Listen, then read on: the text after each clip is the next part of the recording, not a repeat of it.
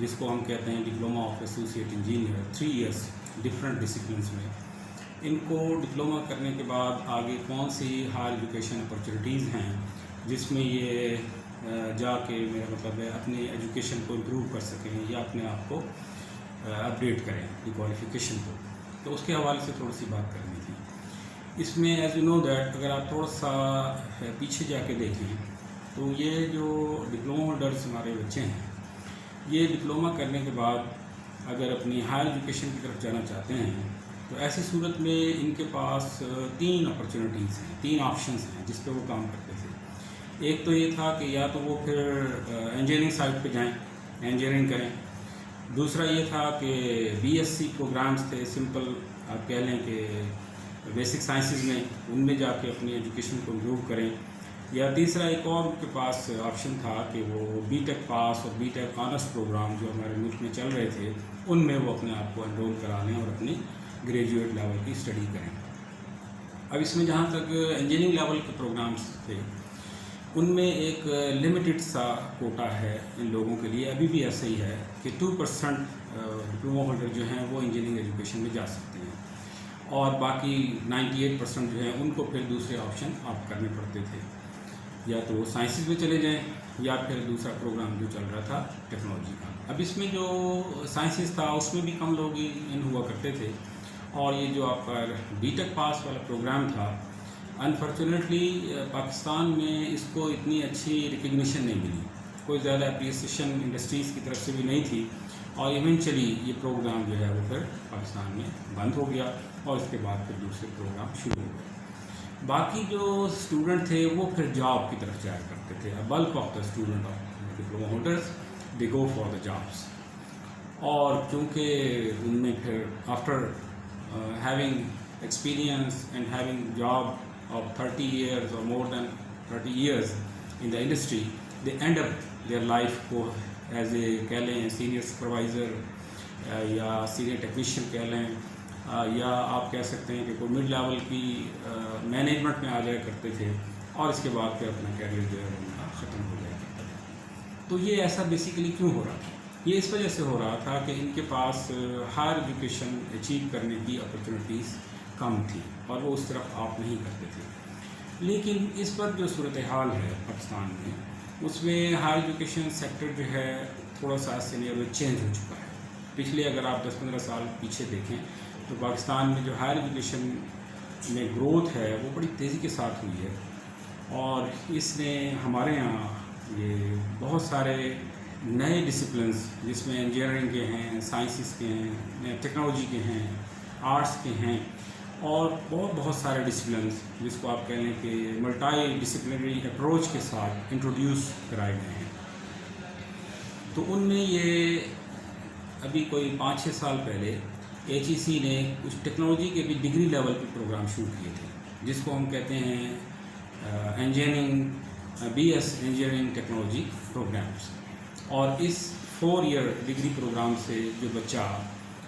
Degree لے کے نکلتا ہے اس کو ایز اے ٹیکنالوجسٹ رجسٹر کیا جاتا ہے. بیسیکلی یہ پروگرام انہی بچوں کے لیے شروع کیے گئے ہیں جنہوں نے ایف ایس سی لیول پہ ٹیکنالوجی میں ڈپلوما کیا ہوا ہے، اسی لیول کا. تو اب اس میں یہ تھا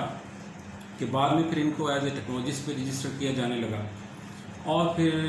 2015 میں ایچ ای سی نے ہی اپنے ایکٹ کے تھرو ایک ان کی کونسل بھی بنا دی جس کو ہم نیشنل ٹیکنالوجی کونسل کہتے ہیں، اور پھر اس کونسل نے ان بچوں کی رجسٹریشن بھی شروع کر دی. کونسل نے بڑا اچھا کام کیا. انہوں نے ان کے جو سلیبس تھے اس کی اپگریڈیشن کی، مارکیٹ ڈیمانڈ کے مطابق اس کو بدلا، اور پھر ان کے جو پروگرام لیول کے آبجیکٹیوز تھے، جو ٹارگٹ تھے وہ سیٹ کیے، اور پھر ان کے جس اداروں میں یہ پروگرام چل رہے تھے وہاں پہ ان کی ایکریڈیٹیشن کا کام شروع کیا، اور ان کو بھی فیسیلیٹیٹ کرنا شروع کیا تاکہ کم سے کم ہمیں یہ کوالٹی ٹیکنالوجسٹ جو ہیں وہ پاکستان میں پروڈیوس کیے جا سکیں. تو یہ پچھلے 5-6 سالوں سے نیشنل ٹیکنالوجی کونسل جو ہے وہ اس پہ کام کر رہی ہے. اس کے ساتھ ساتھ اس کونسل نے ایک اور بھی کام بہت اچھا کیا. انہوں نے یہ کیا کہ اس کی جو پاکستان میں ٹیکنالوجی ایجوکیشن تھی اس کی انٹرنیشنل ریکگنیشن جو ہے اس پہ کام کی. اس پہ انہوں نے اس طرح کیا کہ آپ کو پتہ ہے کہ یہ ایک سڈنی اکارڈ ہوا تھا آسٹریلیا میں، جہاں پہ مختلف ممبرس کنٹریز جو ہیں انہوں نے وہ شمولیت کی تھی. تو یہ جو اکارڈ ہے بیسیکلی یہ مختلف ممبر کنٹریز کی جو ایکریڈیٹیشن باڈیز ہیں ان کے درمیان ایک ایگریمنٹ ہوتا ہے کہ اگر ان ممبر کنٹریز میں سے کوئی بچہ ٹیکنالوجی پروگرام میں پاس ہو کے نکلتا ہے اور وہ اسی کریکولم کو وہ بھی پڑھتا ہے جس طرح کا کریکولم باقی ممبر کنٹریز میں پڑھایا جا رہا ہے، اور انہی کے فریم ورک کے مطابق اگر وہ پاس ہو کے نکلتا ہے تو پھر اس کی کوالیفیکیشن جو ہے اس کو ان تمام کنٹریز میں ایٹ پار لے لیا جاتا ہے. اور ایسے بچے کو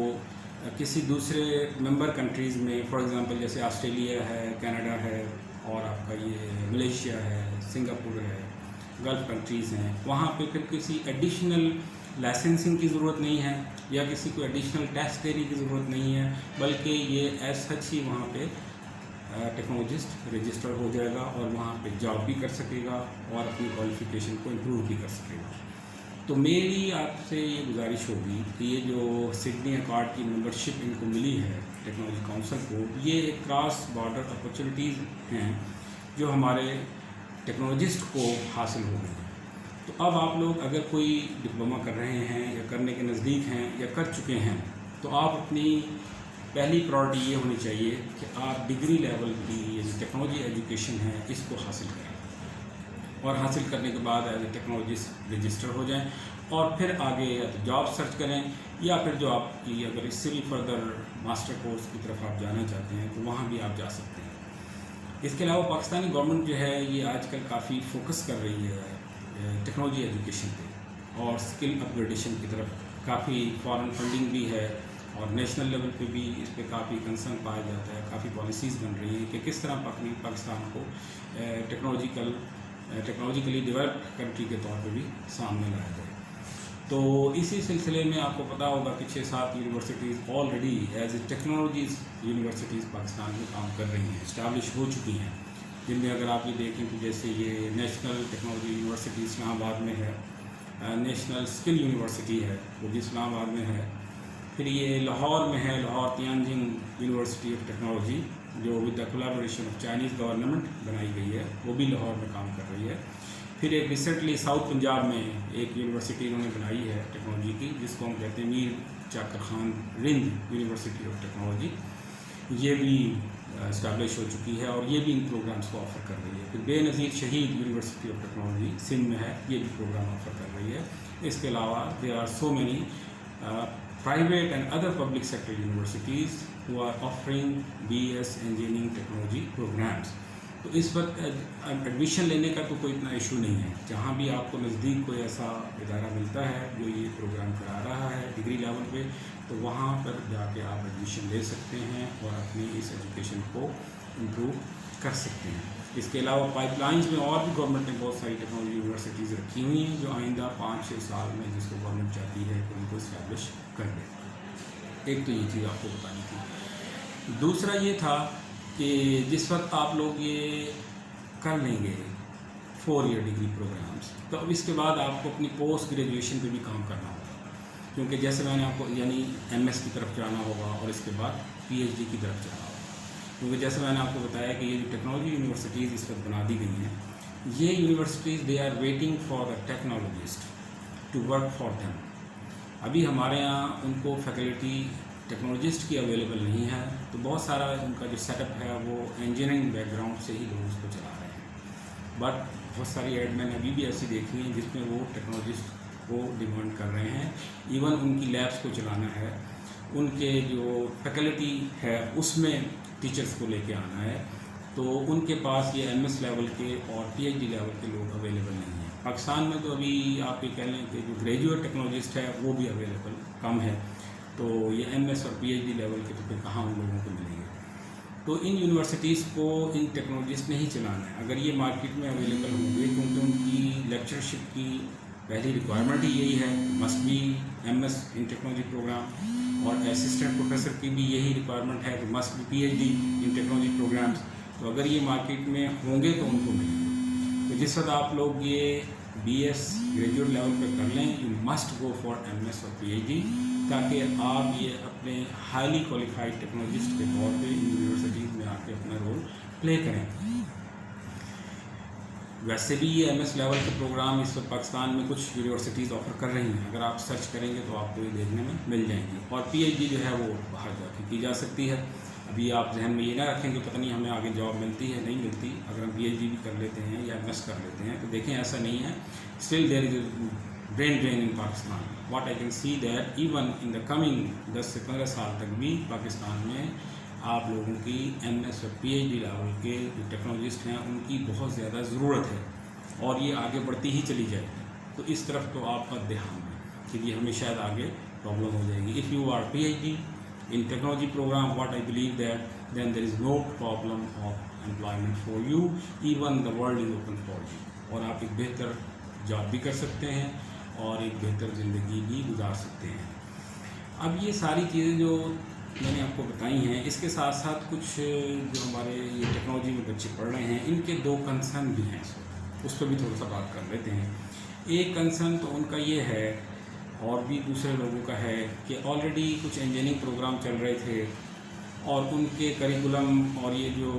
टेक्नोलॉजिस्ट हैं इनके जो करिकुलम हैं उसमें मोर और लेस थोड़ा सा ही फ़र्क है। फिर इनको अलहदा से पढ़ाने की क्या ज़रूरत थी, या इनमें क्या डिफरेंस है, या इनका वर्क जो है वो कैसे एक दूसरे से डिफरेंस है, कैसे डिफ्रेंशिएट करेंगे। तो ये देखें कि वो ठीक है कि मोर और लेस करिकुलम इनके जैसे हैं, लेकिन there is a difference between them, difference ज़रूर है इनके दरमियान। इफ़ यू सी इंजीनियर, तो हम कहते हैं कि engineer are skilled with designing है, डेवलपमेंट है, ड्रा है, और they have good knowledge of application of mathematics in solving engineering problem, and they are good at basic concept of sciences subject conceptual हैं। वेयरएज जब हम technologist की बात करते हैं तो आपको पता है कि वो लैब स्किल उनकी ज़्यादा हैं और दे आर मोर प्रैक्टिकल, या आप ये कह लें कि उनकी जो डिज़ाइनिंग की एप्लीकेशन है उनके ऊपर ये लोग काम करते हैं और उसको डेवलप करके फिर मार्केट में ले आते हैं या उसको बेहतर शक्ल में उसकी मार्केटेबिलिटी बढ़ा देते हैं। तो ये प्रैक्टिकल साइड पे बहुत ज़्यादा काम कर रहे हैं और वो थ्योरेटिकल और कंसेप्चुअल और डिज़ाइनिंग साइड पे बहुत ज़्यादा काम कर रहे हैं। अगर इनका इंडस्ट्रियल डोमेन देखी जाए जहाँ पे ये दोनों काम करते हैं, तो मोर और लेस इंडस्ट्रियल डोमेन तो एक ही जैसी हैं। जैसे हम कहते हैं कि अगर उनको काउंट किया जाए कि इंजीनियरिंग है, ड्रा है, डेवलपमेंट है, देन कम्स मैन्युफैक्चरिंग है, देन कम्स प्रोडक्शन है, एंड देन कम्स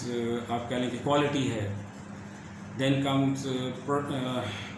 मेंटेनेंस है, फिर प्रोडक्ट अपग्रेडेशन है, ठीक है, और फिर मैनेजमेंट है। तो ये दोनों एक ही जैसी डोमेन में काम कर रहे होते हैं, लेकिन फ़र्क क्या है कि वॉल्यूम ऑफ वर्क का फ़र्क है। यानी इंजीनियर जो है वो ज़्यादा डिज़ाइन एंड डेवलपमेंट की तरफ है और हमारा जो टेक्नोलॉजिस्ट है ये प्रोडक्ट की तरफ इसका ज़्यादा ध्यान है, प्रोडक्ट डेवलपमेंट की तरफ है, अपग्रेडेशन की तरफ है और मेंटेनेंस की तरफ है। तो ये दोनों अगर अपने ड्यू शेयर के साथ काम करेंगे फिर ऐसी सूरत में पाकिस्तान में इंडस्ट्रियल डेवलपमेंट जो है वो आपको ज़्यादा नज़र आएगी और हम ये कह सकते हैं कि फिर पाकिस्तान एक इंडस्ट्री डेवलप कंट्री के तौर पे शुमार होगा और इंडस्ट्रीज़ में हम नई क्रिएशन या डेवलपमेंट देखेंगे जैसे कि बाकी एडवांस कंट्रीज़ में भी हमें देखने में मिलती हैं।